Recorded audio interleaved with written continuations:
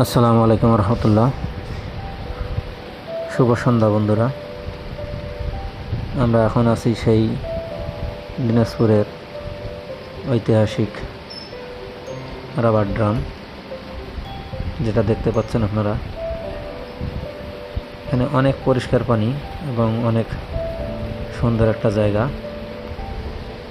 বিকেলবেলা আসলে অনেক সুন্দরই লাগে।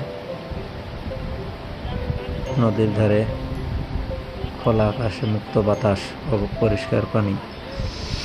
উপরে যে ব্রিজটা দেখতে পাচ্ছেন,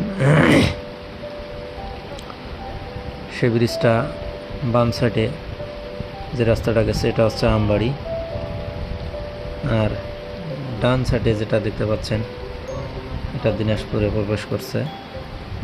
সব মিলে রাবার ড্রামে ভ্রমণটা খুবই ভালোই ছিল, সুন্দরই ছিল।